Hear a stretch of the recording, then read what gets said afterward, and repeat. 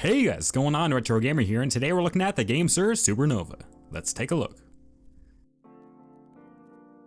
So this is the GAMESIR Supernova, a wireless Bluetooth controller for PC, Android, iOS, Nintendo Switch, and everything else in between. It covers pretty much all different platforms, and is pretty standard and common nowadays for any third-party controller.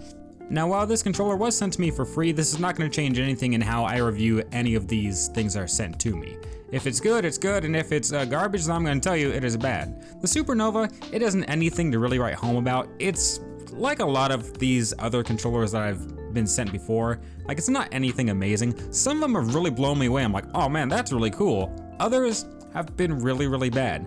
This one's just standard. Like, it's not anything amazing, but it's not bad either. The thing I like about it the most, I think, is it is super close to a Nintendo Switch Pro controller. Like, almost exactly. You can see here, they are almost 1-to-1, which is not a bad thing at all because I use the Nintendo Switch controller like the most when I'm ever playing games. I love the Nintendo Switch controller. I hook it up through Bluetooth and the Switch and all kinds of other platforms. I love the Switch Pro controller.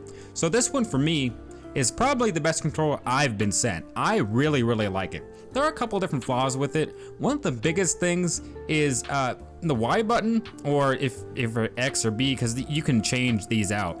The Y button, it really doesn't like to respond that well. Other than that, that's really my only complaint about this thing. The Supernova is a really nice controller. I actually really like it. As I said, it's not anything to write home about, but I really like it. It has Hall triggers, it has Hall joysticks, it has analog triggers plus hair triggers. So if you click this little switch on the back, you can switch it from analog to hair triggers. Because on the Nintendo Switch Pro, it's more like hair triggers. But if you have playing other games that use the actual like full press of the analog trigger, then you can change that.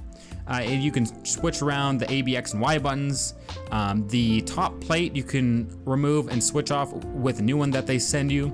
It has a lot going for it. One of the coolest things I think, especially for the price point, is it comes with a wireless charging dock. And I don't know why, I don't have wireless charging docks, so I just think it's one of the coolest things ever. Like, I was like, oh cool, so I have it up on my game station and on my desk and stuff, and I really like it. Like, it's good quality, works fine. I love the grips on it, and you know, it's not anything to write home about. Like, that's the thing that gets me. It's like, it's nothing special, it's nothing crazy fancy, but it works. It works well. It's just like a Switch Pro controller, and that's not a bad thing. I really like it. I don't really have any complaints other than the Y button really don't like to work well. Like, you have to press it, man. Like, you have to make sure.